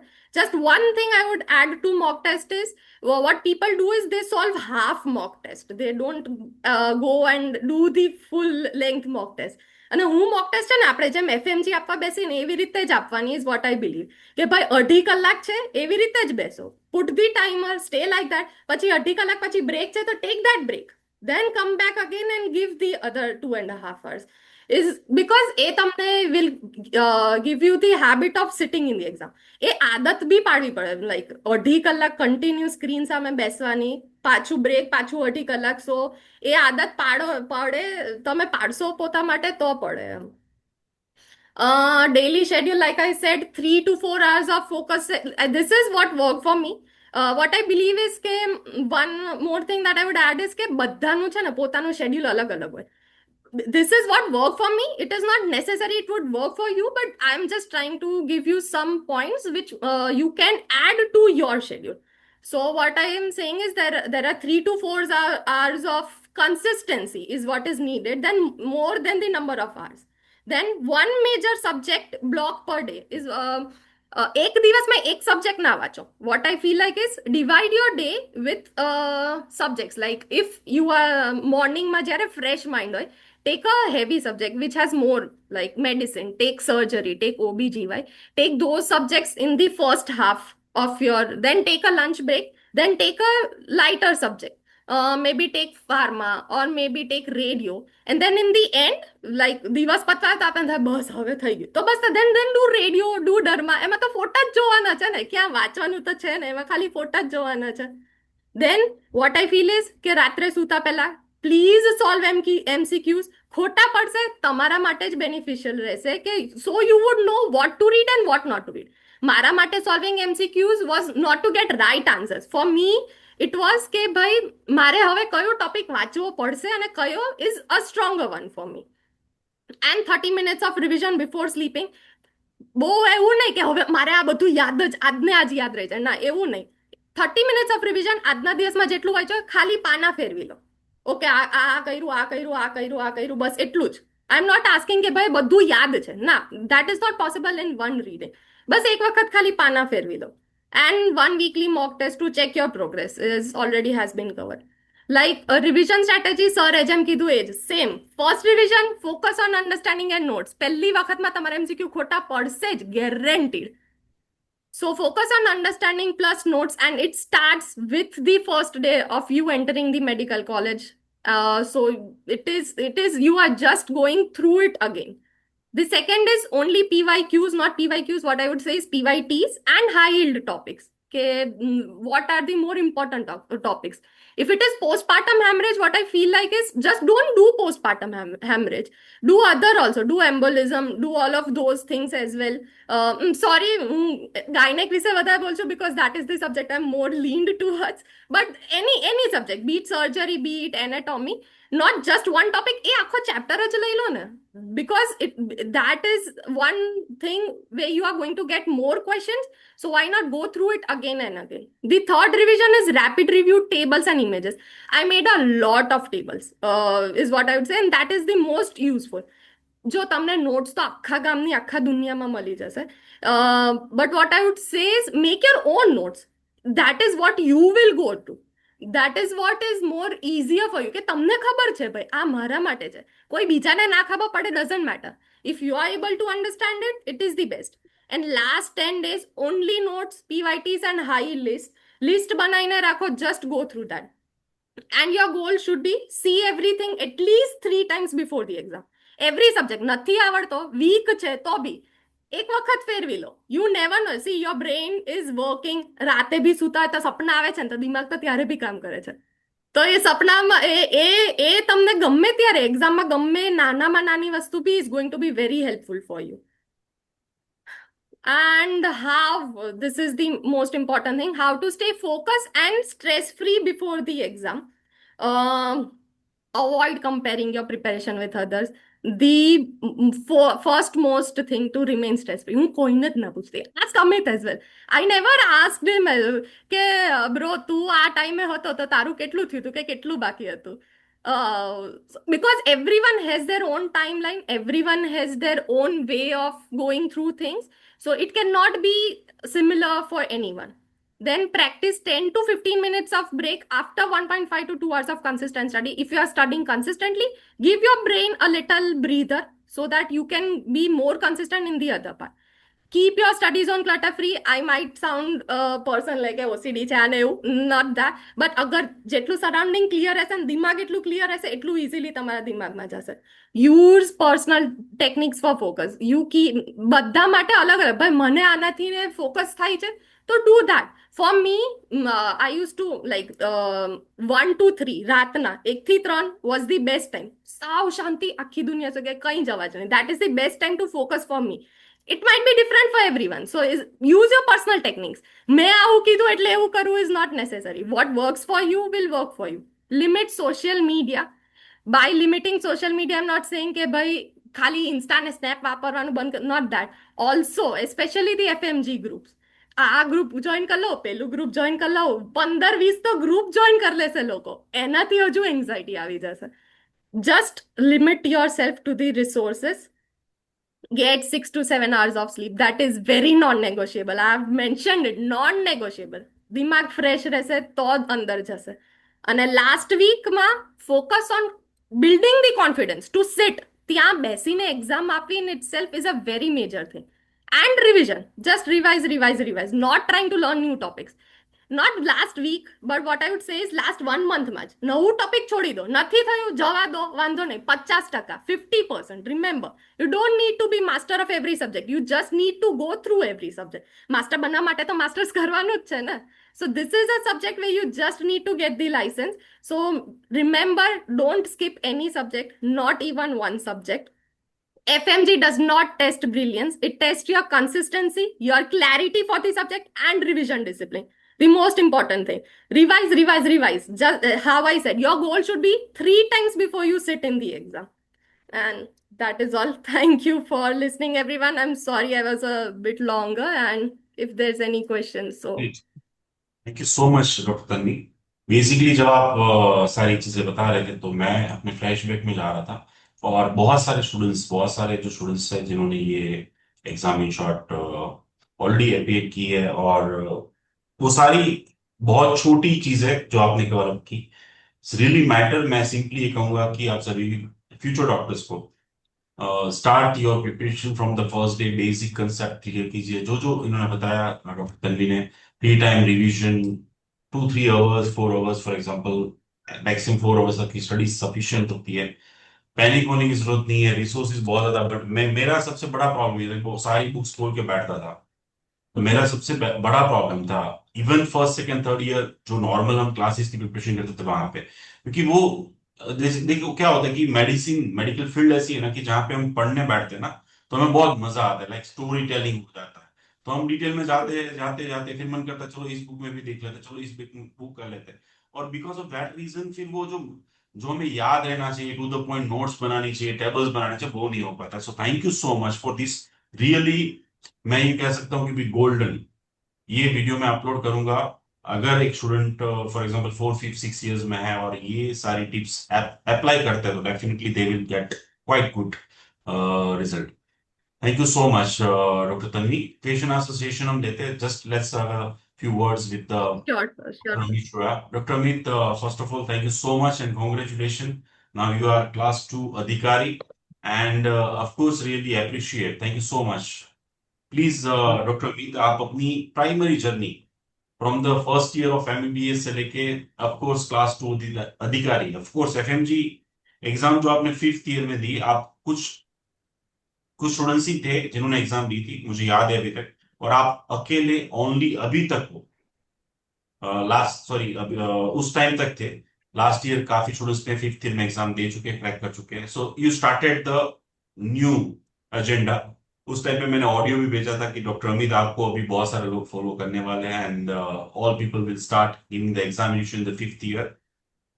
तो यहाँ पे मैं चाहूंगा कि आप अपनी स्पीच में आपके उसमें वो क्लियर बताए कि 5th ईयर तक कैसे प्रिपरेशन की, 5th ईयर में आपने एग्जाम दी, एंड के बाद आपको कितना अच्छा फील हुआ कंपेरेटिव टू अदर्स, 6 इयर्स में आप कितना फ्री थे, और all this stuff. Please doctor Amit, thank you so much once again and welcome please. Good evening Umesh sir and good evening और ओमिजोकॉन फैमिली। जी, मैं जब फर्स्ट ईयर में आया था तब मैं क्या गुजराती मीडियम से था, तो मुझे वो इंग्लिश इतनी अच्छे से नहीं आती थी जितनी सब लोगों को आती। तो शुरुआत के 5-6 महीने मुझे ट्रबल लगी, ठीक है, कि अगर सबको ऐसे काफी टफ वर्ड्स हो तो सबको इजीली समझ में आ जाते हैं, पर वो मुझे शुरुआत में नहीं आते थे। तो बाद में मैंने क्या किया, बाद में मैंने पहले वो टफ वर्ड जो मुझे नहीं आता था वो तुरंत ही मैं अपने डिक्शनरी में खोल के उसको देख लेता था फोन में, और उसका मीनिंग समझ लेता था। तो वैसे मैंने अपना पहला प्राइमरी कॉन्सेप्ट बिल्ड किया, जो एनाटॉमी, फिजियो और बायोकेम, जो तीन जो सब्जेक्ट है ना, फिजियोलॉजी, एनाटॉमी और बायोकेमिस्ट्री, वो मैंने तीन अच्छे से पहले कॉन्सेप्ट बिल्ड किया। वो कॉन्सेप्ट बिल्ड करने में मुझे 3 साल तक लग गए थे उसमें। तभी तक क्या यहाँ जीआरएस में तीसरे साल से ही सब हमारा क्लिनिकल सब्जेक्ट डेवलप स्टार्ट होता है। तो उसमें एक सब्जेक्ट आता है इंटरनल डिजीज करके, 3rd ईयर में। वो जो सब्जेक्ट था वहीं से मुझे मेडिसिन में क्या इंस्पिरेशन मिली थी। अगर आपने वो 3rd ईयर का जो इंटरनल मेडिसिन वाला सब्जेक्ट कर लिया तो फिर आपको किसी और अदर प्लेटफॉर्म पर जाने की जरूरत नहीं पड़ेगी, क्योंकि उसमें क्या पूरा मेडिसिन का बेस बिल्डअप हो जाता है। और उसके अनुसार आप जैसे 3rd ईयर में जनरल सर्जरी भी आता है, वो भी आपका सर्जरी का पूरा बेस डेवलप करता है। वैसे most important year according to me is the third year, जिसमें पूरा जो एमबीबीएस का बेस है वो बिल्ड होता है। अगर आपने उन सारे सब्जेक्ट में अगर पूरा का पूरा फोकस कर दिया, तो फिर आपकी fourth fifth year six year की जर्नी है वो एकदम आसान हो जाएगी, बिल्कुल आसान हो जाएगी। आपको कुछ और नया करने की जरूरत नहीं पड़ेगी। और मेरी एफएमजी के वक्त, अगर जैसे कि सर ने बोला कि मैं हम पहली बार कुछ लोग थे जो पहली बार ऐसे फिफ्थ ईयर खत्म करके हमारे सिक्स ईयर में जो शिप होता है उस बीच में हम आके देने वाले थे। तो मन में काफी डाउट है दिमाग में कि अगर क्या होगा, अगर वहां पर जाने आने का खर्चा लग जाता है, और अगर नहीं पास हुए तो फिर कॉन्फिडेंस भी काफी लो लो हो सकता है। और ऐसे कई दिक्कत थी जो हमें फेस करनी पड़ती थी। तो वो सब ने हमने ध्यान नहीं दिया। सर से एक दो बार बात हुई, तो सर ने बोला कि आप ट्राई करें, मैं डीन ऑफिस से बात करता हूँ कि आपको जो आपका प्रोविजनल लेटर है वो दे देंगे, और उसके बाद ही आप प्रोसेस कर सकते हो। अभी क्या हम पहली बार थी तो एनएमसी को भी मालूम नहीं था, जो एग्जाम जो कंडक्ट करती है वो नेशनल बोर्ड ऑफ एग्जामिनेशन होती है। तो उसकी हिस्ट्री में पहली बार हमारी यूनिवर्सिटी से ऐसे बीच में से दो तीन फॉर्म गए थे। तो वो भी सोच में पड़ गए थे, ये क्या हुआ, हर बार तो कोई डिग्री लेकर आता है या फिर एमबीबीएस खत्म होने के बाद आते हैं, पर ये बीच में से कोई नई डिग्री लेकर ही आए थे। तो उन उन लोगों को शुरुआत में बिलीव ही नहीं हुआ कि ऐसा भी होता है। बाद में हमने उमेश सर को कॉल किया और उसकी हेल्प ली, तो उसमें उसने कांटेक्ट लगाकर हमारा जो फॉर्म था वो अप्रूव कर दिया, और उसकी वजह से हम एग्जाम दे पाए, उसमें रिजल्ट आ गया। आपको मेन फोकस, अगर मैं यही कहना चाहता, अगर आपको प्रिपरेशन करनी है तो आपको अभी सोच रहे हो कि फिफ्थ ईयर में आपको एग्जाम देनी है फिफ्थ ईयर के बाद में, तो आपको जब ऐसा सोच, आपको ऐसा दिमाग में लगे कि मुझे एग्जाम देनी है, तभी से प्रिपरेशन स्टार्ट कर दो। और मेरा मानना यह है कि अगर आप अपने पहले प्री क्लिनिकल सब्जेक्ट जो स्ट्रॉन्ग करोगे, तो आपको क्लिनिकल में इतनी ज्यादा दिक्कत नहीं होगी। खास करके पैथोलॉजी, फार्मेकोलॉजी एंड बायोकेमिस्ट्री, वो जो उसके जो मैकेनिज्म है और उसके जो डिजीज है वो आपको काफी कई और सब्जेक्ट में देखने के मिलेंगे। यानी कि पूरा का पूरा जो क्लिनिकल बेस है वो उसी पे डिपेंड होता है। अगर कई लोग तो ये भी कहते हैं, अगर आपने माइक्रोबायोलॉजी, फार्मेक और पैथो अच्छे से कर लिया तो आपको मेडिसिन करने की जरूरत ही नहीं पड़ेगी, आप उसका बेस ही इतना स्ट्रांग हो जाएगा आपका, तो आप मेडिसिन के आंसर भी वैसे ही दे सकते हो। तो मैंने क्या किया था, मैंने सिर्फ अपने पूरे थर्ड और फोर्थ ईयर में मैंने सिर्फ यूनिवर्सिटी के एग्जाम के लिए प्रिपरेशन की थी। जो जहाँ भी जितने भी यूनिवर्सिटी के एग्जाम लिए थे, मैं उसका पूरा सिलेबस दो तीन बार रिवाइज कर देता था, तो उसके पूरे के पूरे कंसेप्ट बिल्ड हो जाते थे। और एफएमजी के वक्त मुझे इतनी ज्यादा दिक्कत नहीं होती, क्योंकि जो यूनिवर्सिटी वक्त का जो सिलेबस था ना, उससे तो आई थिंक 50% भी नहीं है एफएमजी का सिलेबस, उससे भी काफी कम है। यूनिवर्सिटी में काफी ज्यादा सिलेबस होता है, एक्चुअली हमें बहुत ज्यादा लगता था कि हमने इतना ज्यादा कर लिया है। अगर आपको मालूम हो तो एफएमजी और नीट पीजी के लिए बेस्ट प्लेटफॉर्म है मेरो। वो मेरो का सब लोग ऐसे बोलते हैं कि इसका सिलेबस बहुत ज्यादा है, इसका आपको रिवाइज करने में बहुत दिक्कत होगी। और आप एक बार जो यूनिवर्सिटी का सिलेबस करोगे और मेरो का सिलेबस करोगे, तो आपको लगेगा कि मेरो में यूनिवर्सिटी से आधा सिलेबस दिया हुआ है। आधा, इतना भी नहीं कि थोड़ा कम हो, यूनिवर्सिटी से सिर्फ आधा सिलेबस दिया हुआ है। तो अगर कोई अभी सोच रहा है कि मुझे एग्जाम देनी है, तो मेरा तो प्राइमरी एडवाइस यही रहेगी कि आप यूनिवर्सिटी के एग्जाम के लिए अच्छे से प्रिपरेशन कीजिए। जो क्योंकि जो ही सिलेबस होगा वो वही का वही आपको एफएमजी में आएगा। सिर्फ तीन ही सब्जेक्ट में थोड़ा सा डिफरेंस आता है। फर्स्ट फॉरेंसिक मेडिसिन, और वो तो माइनर सब्जेक्ट है एफएमजी के लिए, वो तो आप अच्छे से एक हफ्ते में करवाएंगे। थर्ड, जैसे तन्वी ने बोला कि पीएसएम है कम्युनिटी मेडिसिन, वो काफी मेजर रोल प्ले करता है, पर उसको आप अच्छे से एक मंथ भी दे दोगे इंडिया बीच में ड्यूरिंग योर फिफ्थ ईयर, तो वो अच्छे से हो जाएगा। और माइनर चेंजेस है वो ओबीजीआई के गाइन ऑब्स्टेटिक्स एंड गायनी की क्लिनिकल ट्रीटमेंट गाइडलाइंस है, वो तो वो भी इतना दिक्कत नहीं देगी। बाकी का पूरा सिलेबस को दो यूनिवर्सिटी में आपको पढ़ाते हैं, दो यूनिवर्सिटी में आप करते हो, वही पूरा का पूरा वही सिलेबस आएगा एफएमजी में। और जैसे कि सर ने बताया था, मैंने बीच में एग्जाम क्लियर कर दी थी, तो बाकी second half of my sixth year that I was in chill mode. Like सभी लोग टेंशन में हैं कि अभी इंडिया जाना है, वापस एग्जाम देनी है, और मैं, I would चलो add कि आज one कौन thing. से गेम I'm खेलते हैं। sorry, I'm interrupting. This was the one thing. Amit हमेशा ये बोलता था, हमको बोलता है, तुम सब बच्चे हो, मैं डॉक्टर बन गया, मैंने एफएमजी क्लियर कर लिया, तुम सब लोग पढ़ो, मैं मजे करूंगा. I'm sorry, but yeah, but he deserved it like because he did it. Like fifth year तक मैंने कोई ऐसा मैं खेल नहीं खेलता था। सिर्फ अगर हो सके तो टाइम पास के लिए मूवी सीरीज वगैरह देखता था, और बीच में फिफ्थ ईयर में पूरा का पूरा मैं पढ़ाई करता था। और मैंने अच्छे से अपनी प्रिपरेशन स्टार्ट की थी फिफ्थ ईयर के वेकेशन से। जो फिफ्थ ईयर का वेकेशन है वो बहुत बड़ा होता है, 3 मंथ का होता है। वैसे सर ने जैसे बोला कि आपको अच्छे से प्रॉपर प्रिपरेशन के लिए 6 मंथ ही चाहिए। आप वेकेशन में आओ, एक हफ्ते तक फ्री हो जाओ, तब आप डिसाइड कर लो कि मुझे एग्जाम देना है कि नहीं देना। पर सर ने जैसे बोला कि अकॉर्डिंग टू मी ऑल्सो सबको एग्जाम देना ही चाहिए, क्योंकि वो गोल्डन चांस है आपके लिए। आप अगर उसमें से एक बार क्लियर हो गए, like अभी काफी आपके सीनियर भी है जिन्होंने भी एग्जाम क्लियर कर दिया हमारी बैच के बाद भी, तो आपको पूरी का पूरा टेंशन खत्म हो जाएगा दिमाग से। तो आप फिफ्थ ईयर के 3 3 मंथ और फिफ्थ सिक्स ईयर में जाके आपकी इंटर्नशिप शुरू होगी। उसमें भी बीच में आपको काफी सारा वक्त मिल जाएगा, क्योंकि सैटरडे संडे तो फ्री होता है, वो 2 दिन, और हफ्ते में भी आपको बीच बीच के टाइम निकालना पड़ेगा। जो टाइम अगर आप ऐसे सोचोगे मुझे टाइम मिलेगा तो फिर पढ़ूंगा या फिर पढ़ूंगी, तो वैसे कभी टाइम नहीं निकलेगा।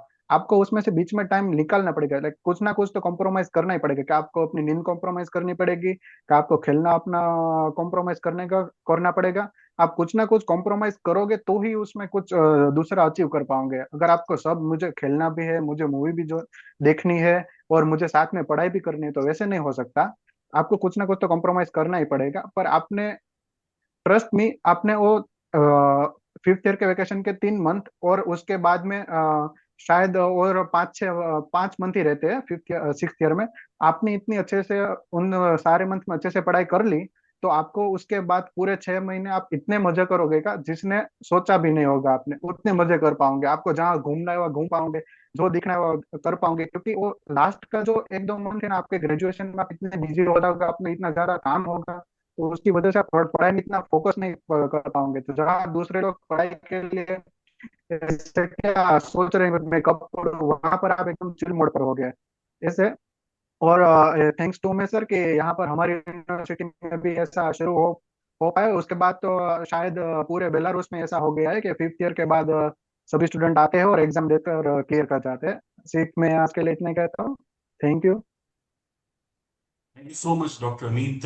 ये तो आप लोगों की क्या थी कि भी चाह थी, आप लोग पीछे नहीं हटे, क्योंकि उस टाइम था कि भाई एप्लीकेशन दो, ये करो। उस टाइम बहुत सारी embassy calls, message, email, letters, तो वहां पे था कि भाई चलो हो जाएगा, लेकिन फिर ये this and that. So that's really salute, क्योंकि बाद में क्या होता है, जैसे मैं जैसे अभी बहुत सारे फिफ्थ ईयर वाले हैं जो अभी फिफ्थ ईयर में, मैंने उनको बोला कि भाई आप जून महीने में आओ और एग्जाम दो। अभी फॉर्म स्टार्ट होगा फॉर एग्जांपल फरवरी मार्च में, तो देना ही चाहिए। और उसके लिए प्रिपरेशन में जो भी सपोर्ट चाहिए, I help you this and that. तो उस टाइम पे डीन ऑफिस भी अगेंस्ट थी, क्योंकि उनको पता नहीं था क्या होगा, मिनिस्ट्री अगेंस्ट जाएगी। बट स्टिल आप लोगों ने पहले थे ट्राई की, क्योंकि पहले ट्राई करते हैं ना, तो उसमें है ना फिर लोग बोलते भी है अगर हम सक्सेसफुल ना हो तो, है ना। तो that's really salute to you कि आपने हिम्मत की, एग्जाम दी। एंड स्पेशली आना था, एक्चुअली वो दिसंबर वाला था, वो स्पेशली आना था आपको। तो क्योंकि वो जून वाले में हमें परमिशन नहीं मिली थी और डेट चली गई थी, तो दिसंबर में आप स्पेशली फ्लाइट लेके आए थे, यानी कि 50 60 हजार रुपए का भी प्रॉब्लम था। सो जो आपने बताया डॉक्टर अमित, उसमें मैं रियली आपके साथ सहमत हूँ। गुजराती मीडियम, हिंदी मीडियम, मैं भी गुजराती मीडियम से स्टूडेंट हूँ, पीएमटी से मैं बोलता रहा हूँ कि इंपॉर्टेंट थिंग इज दैट कि आप फर्स्ट सेकंड थर्ड ईयर में जो वहां पढ़ा है वो भी आपने दिल से पढ़ लिया, उसका रिवीजन कर लिया और बाय हार्ट कर लिया, शॉर्ट नोट्स बना ली। That will help you lifetime. आज भी मैं बायोकेमिस्ट्री की नोट्स पढ़ता हूं जब मुझे कुछ एनालिसिस समझ में ना आए, there are certain research work होता है उसमें, आज भी मैं ईसीजी की बुक्स वो खोलता हूं। आज भी सर्टेन चीजें क्लियर करने के लिए मुझे वो नोट्स यूजफुल होती है, जैसे डॉक्टर तन्वी, डॉक्टर अमित ने बताया दोनों ने वैसे। सो रिक्वेस्ट टू गाइस, जरूर से जो डॉक्टर अमित ने, डॉक्टर तन्वी ने फॉर्मूलाज बताए वो जरूर से यूज कीजिएगा। अगर आपने नोट डाउन नहीं किया तो चिंता मत कीजिएगा, ये वीडियो मैं डेफिनेटली अपलोड कर लूंगा यूट्यूब पे, आप उसको देख सकेंगे। आपके जो सीनियर स्टूडेंट्स, जूनियर स्टूडेंट्स अगर उन्होंने ज्वाइन नहीं किया तो उनके साथ भी शेयर कर पाएंगे। Now it's a time to questions from our future doctors, and of course अगर किसी पेरेंट्स के भी है तो डायरेक्टली आप अपना कैमरा ऑन करके पूछ सकते हैं, या तो फिर कमेंट बॉक्स में भी लिख सकते हैं। It will be really great, आप फेस टू फेस पूछे, ताकि वो लोग भी थोड़ा सा आपको समझ पाए, आपको क्वेश्चन पूछ पाए, क्योंकि कमेंट बॉक्स में वन वे हो जाएगा। सो अगर पॉसिबल है, आपको कोई क्वेश्चंस है तो डेफिनेटली आप अपना कैमरा ऑन कीजिए और क्वेश्चन, मैं आपको अनम्यूट करूंगा, आप क्वेश्चन पूछ पाएंगे, या तो फिर आप अपना ऑफ कोर्स कमेंट बॉक्स में भी लिख सकते हैं। देखिए, जब तक क्वेश्चंस आए तब तक मैं डॉक्टर अमित, मैं कुछ अपने क्वेश्चंस पूछना चाहता हूँ इस डॉक्टर अमित, देखिए आपने फिफ्थ ईयर में वो, पहले तो मुझे जैसे आपकी एग्जाम क्लियर हुई तो मैंने बोला मुझसे ऐसा क्यों नहीं हुआ, है ना, वो कंपैरिजन में करता हूँ, इंसान है, हम करते हैं, तो ऐसा हुआ होता तो कैसा होता है, ऐसे ऐसे सोचते हैं। तो बेसिकली आपने फॉर्मूला तो बता दिया, लेकिन वो एक पुश चाहिए होता है, यानी हाँ वो पुश चाहिए होता है, क्योंकि मैंने देखो यूजी के बाद भी 2 साल वेस्ट किए, पीजी के बाद भी कुछ सर्टन वेस्टिंग टाइम हुआ है, और मैं वो पीएमटीसी में भी कहता आया हूं कि भी don't waste your time, try to make the math थोड़ा सा वो कीजिए। बट ये कहाँ से थॉट आया, कि कहाँ से वो पुश मिला, वो एक पेशेंट मैं डॉक्टर में स्पेशली पूछना चाहूँ। अ, जी सर, मैं आपको बताना चाहता हूँ, अगर अभी क्या हो गया है कि यहाँ पर आप इंडिया में जो एमबीबीएस खत्म करते हो तो 5.5 साल में पूरा हो जाता है, ठीक है। यहाँ पर फॉरेन कंट्री में, चाइना, फिलीपाइन और कई और कंट्री में के एमबीबीएस की ड्यूरेशन ज्यादा है। तो यहाँ पर आकर स्टूडेंट को फिर से इंटर्नशिप करनी होती है। तो पहले का मुझे ऐसा था कि अगर मैं यहाँ पर 6 ईयर पूरी पढ़ाई करके जाऊंगा, बाद में अभी क्या पूरे 6 ईयर के बाद वापिस घर जाए तो 1-2 महीने तो ऐसे मौज करने में निकल जाते हैं कि ये देखें, यहाँ पर जाएंगे, वहां पर जाएंगे। तो बाद में फिर से पढ़ाई करनी होगी तो ज्यादा मुझे दिक्कत जैसा लगता था कि अगर फिर से मुझे पढ़ाई करनी हुई तो ज्यादा दिक्कत देगा। इसलिए मैंने सोचा कि अगर एक बार ट्राई कर लेते क्या हो जाएगा। अगर मैंने सोचा था, मैंने ऐसे नहीं सोचा था कि बाद में सभी का सुनना पड़ेगा और मुझे क्या, मैंने सोचा था कि अगर चलो हो गया तो भी मेरे लिए अच्छा है, ना हुआ तो फिर मैं यही सोचूंगा कि कोई बात नहीं, वैसे तो ये ट्राई तो मेरी एक्स्ट्रा ट्राई थी, क्या हो जाएगा। और उसमें काफी मेरे फैमिली ने भी काफी सपोर्ट किया था कि अगर कोई बात नहीं, उसने बोलते तू आ जा, अगर तेरे से नहीं हुआ, क्योंकि लास्ट मोमेंट तक जब हम एयरपोर्ट के लिए निकले थे, 20 जैन को हमारा एग्जाम था, हम एयरपोर्ट के लिए 18 को निकले थे। 18 का सुबह तक हमारे पास एडमिट कार्ड नहीं आया था।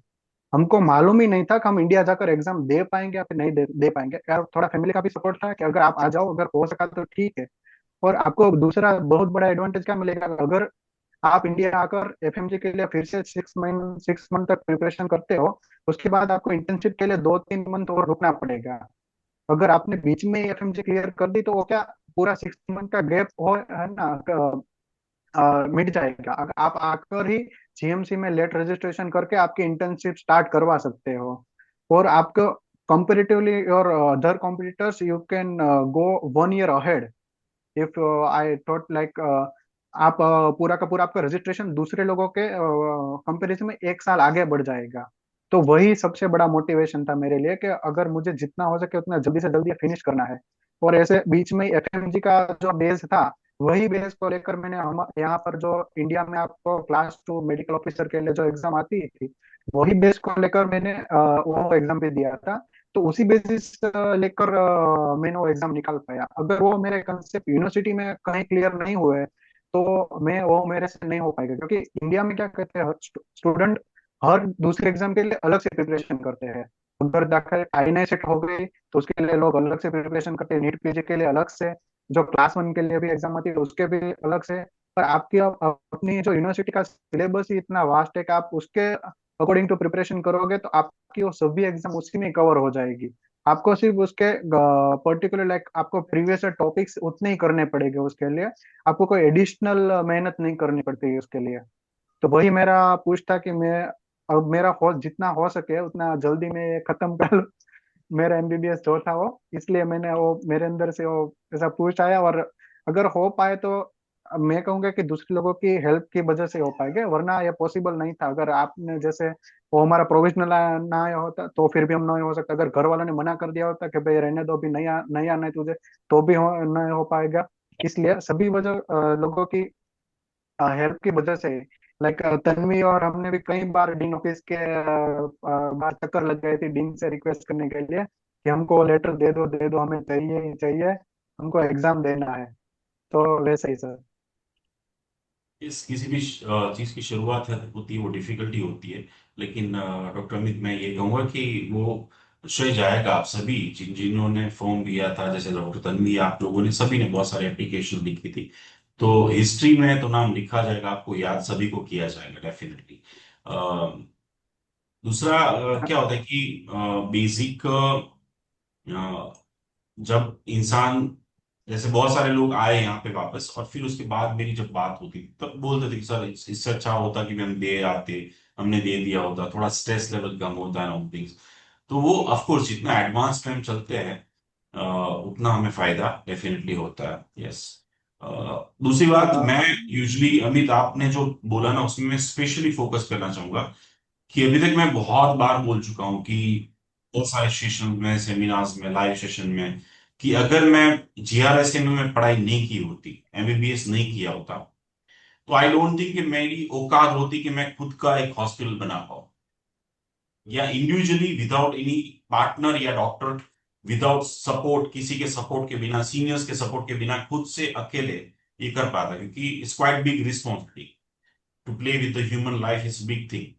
तो मैं रियली सभी स्टूडेंट्स जो है, फ्यूचर डॉक्टर्स है हमारे, उन सभी को कहूंगा कि वहां पे जो मटेरियल आपको दिया जा रहा है, जो प्रैक्टिकल नॉलेज, क्योंकि मैंने खुद मजाक किया है, खुद तो उसकी सिंड्रोम कहता था मैं, मीन्स गधोस की सिंड्रोम, यानी कि मुझे वो नाम हो तक के पता नहीं थे, तो मैं कुत्ता और गधा लगा देता था एंड बोलता था।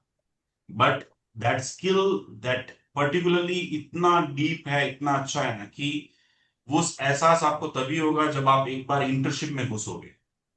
जब आप इंटर्नशिप, जैसे डॉक्टर तन्वी इंटर्नशिप कर रहे हैं, तो कंपैरिजन होगी दूसरे स्टूडेंट्स के साथ, जब आप प्रैक्टिस कर रहे होंगे, जब आपके पास वो तुरंत क्लिक होके आंसर बाहर आएगा, आप पेशेंट को देख के ही डायग्नोज लगा दोगे, आपके मुंह से वो ड्रग्स निकलने लगेंगे, डायग्नोस्टिक मीन्स कौन सी चीज में जाना है, वो तुरंत अंदर से कॉन्फिडेंस आएगा। यानी कि जितने भी ग्रेजुएट हो चुके हैं उन सभी से जब मुलाकात होती है, तब वो कहता है सर इंटर्नशिप के फर्स्ट 6 मंथ तो हमें बहुत लो फील हो रहा था, कि वो हम कॉन्फिडेंस नहीं है, ब्लड देखना, स्पीच लेना, थोड़ा सा वो इतना ज्यादा वो नहीं था। लेकिन 6 मंथ के बाद वाले जो है, यानी कि जो एंड मोमेंट पे है, वो लोग कहते हैं कि सर जो वहां पे नॉलेज मिला है ना, उसकी वजह से रियली वी फील प्राउड।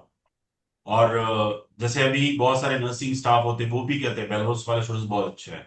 और आप जीएमसी में जाओगे, गेट नंबर 3 के सिविल हॉस्पिटल के अंदर, तो वहां पे तो लिखा है, हुआ बेलारूस वालों के डॉक्यूमेंट भी चेक नहीं किए जाते, यानी कि they are just doing crop, means they are perfect, ऐसे ही होता है। सेम अभी जैसे मेल आया था, तो वहां पे भी यही था कि Belarus means nothing, there is no issue at all. जी सर, जैसे आपने बोला वैसा मेरे साथ ही हुआ था। क्या मेरे साथ बेलारूस के हम 2-3 लोग ही थे। तो वहां पर चाइना फिलीपाइंस के वो लोग पूरा का पूरा डॉक्यूमेंट देखते हैं, वहां पर उसका इंटर्नशिप का सब कुछ चेक करते हैं। पर मैंने जैसा वहाँ डॉक्यूमेंट लेके गया, उसने मुझे पूछा आप कहाँ से हो। तो मैंने बोला बेलारूस से हो। तो उसने कुछ ऐसा चेक नहीं किया, सिर्फ मेरा इंटर्नशिप लेटर देखा और उसमें उसने डायरेक्ट ये इंटर्नशिप अलॉट कर दी।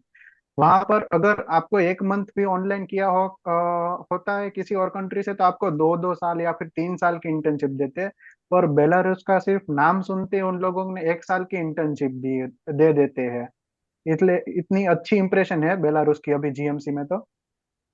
अगर आप लोग वापस नहीं जाते तो डेफिनेटली आप सभी का भी दो दो एक साल 1+1 हो जाता, यानी that's what sir also prime एक टाइम पे हमने डिसीजन वन लिए रिटर्न जाने का, कोविड टाइम पे। वन मोर थिंग, सम कुछ स्टूडेंट्स ऐसा बोलते हैं कि काश मैं थोड़े अच्छे नीट में मार्क्स ला लेता, या काश मुझे इंडिया में मिल जाता। यू ऑलरेडी नो दिस कि मुझे तो इंडिया में एडमिशन मिल रहा था, even though I still went to Belarus, and I feel like that was the best decision I ever made. कि मैंने वहां बेलारूस जाके जो सीखा है, जो टीचर्स, जो प्रोफेसर्स जिनके साथ मैं still I am in contact, and still internship duration में मुझे कुछ ऐसा लगता है, I still try to contact them and they do still reply me. तो that was the best decision कि मैं जितना सीख पाई हूँ वहां पे जाके, इंडिया में is not possible at all. BJ में भी अगर होती ना तो भी नहीं हो पाता। सो बट ये एहसास एक बार क्लियर होके आ जाओ, यहाँ पे एफएमजी एग्जाम क्लियर हो जाए, फिर आप जब प्रैक्टिस थोड़ा बहुत करने लगो, इंटर्नशिप करने लगो, तब थोड़ा सा रियलाइज होना स्टार्ट हो जाता है कि yes, that that was the really great place. तो thank you so much guys, doctor Amir, doctor Tanvi, for your precious time, and of course जो आपने वैल्यूबल चीजें शेयर की ना, ये कॉन्फिडेंस देता है, क्योंकि मेरे टाइम पे ये सेशन नहीं थे। मैं अपनी बात करूं तो मैंने MCI, medical council of India था, और एफएमजी जो एग्जाम था उसका फॉर्म ऑफलाइन बनना होता था, यानी कि प्रिंट निकालना है, फिर उसके बाद फिल करना है और फिर उसके बाद सबमिट करना होता है। तो वी मीन्स हम लोग जो थे वो MCA medical council of India गए थे। फिर वहां से हमने, उन्होंने बोला कि आपको नेशनल बोर्ड ऑफ एग्जामिनेशन जाना है। सो वो नॉलेज भी नहीं था, वो गूगल सर्च भी नहीं था। And such kind of situation, यानी कि आप लोगों ने जो वैल्यूबल फीडबैक यानी कि बहुत शॉर्ट में दिया है, 15-20 पॉइंट जो आपने बताया ना, कि सच में वो अप्लाई कर दिया जाए तो it's really easy to get FMG, and same formula apply to any exam in the world. Yes, guys. So thank you so much. I think और कोई क्वेश्चन है नहीं, करण का क्वेश्चन है वो ऑलरेडी आंसर दे दिया डॉक्टर अमित ने कि भी उनके 1 साल बच गए हैं। Yes, yes Ritu, please yes Ritu, sir. You can unmute yourself, Ritu. Hello. I wanted to ask that I'm a first year student, and what major subject we have to focus on other than anatomy and Russian? Like we have first aid, biomedical physics, biomedical chemistry, Latin, so it's okay. So, other than anatomy and Russian, should we for genetics and also should we put our efforts in that also? Am I audible? Yeah, you are audible. Yeah, Anything like that includes the medical thing, like be it genetics, be it biomedical chemistry, be it even your nursing or whatever it is, every little thing is important. Like you said, Latin, no. But what I feel like Latin is also important because when you come back to India and when you prepare for FMG, there will be some terminologies in medicine and surgery which will be mentioned in Latin in future as well. So Latin is, and we are grateful कि we have, मतलब GRSMU में अच्छा है कि Latin as a subject you are being taught.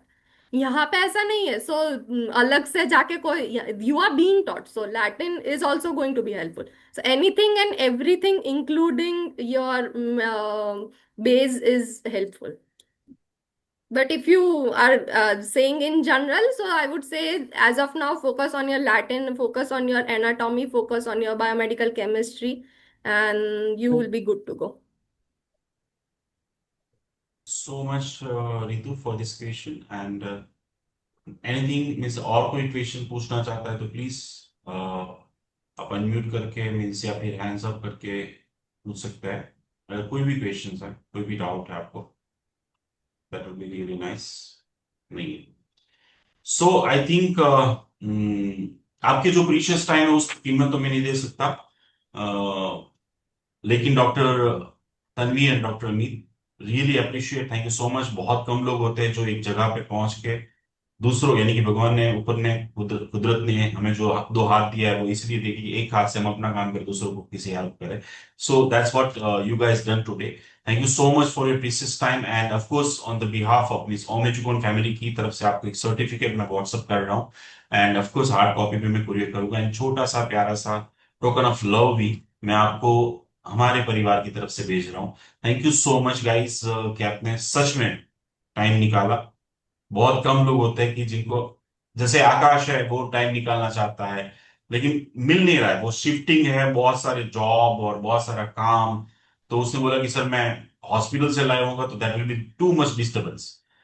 तो really appreciate, और सभी हमारे फ्यूचर डॉक्टर्स और पेरेंट्स जो हमारे साथ जुड़े हैं, मैं चाहूंगा कि आप जो है डॉक्टर तन्वी और डॉक्टर अमित को, जो आपने सुना उनके साथ मिलके, जो भी आपको गाइडेंस मिला, वो कैसा लगा, वो फीडबैक ऑडियो के माध्यम से, टेक्स्ट के माध्यम से या वीडियो के माध्यम से जरूर से भेजेगा, and definitely we will share with doctor Tanvi and doctor Amit.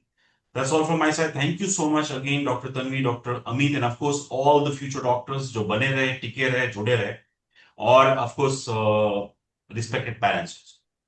That's all from my side. Thank you again and again.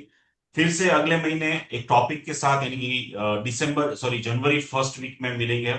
That will be the PLAB exam के बारे में हम डिस्कस करेंगे, और प्लैब एग्जाम के हमारे 3 योद्धा है जिन्होंने प्लैब 1, 2 सब कुछ क्लियर किया है, और उन सभी को भी हम लाइव मिलेंगे। प्लैब के जो बादशाह कहे जाते हैं, जैसे नाजीम सर है, वैसे ही प्लैब के बादशाह जो यूके से जुड़ेंगे, इमिग्रेशन लॉयर भी है वो, और डॉक्टर भी है, एंड सारी टाइम टेबल एंड शेड्यूल बन रहा है। तो प्लेब के बारे में भी हम नेक्स्ट यानी कि जनवरी फर्स्ट वीक में मिलेंगे।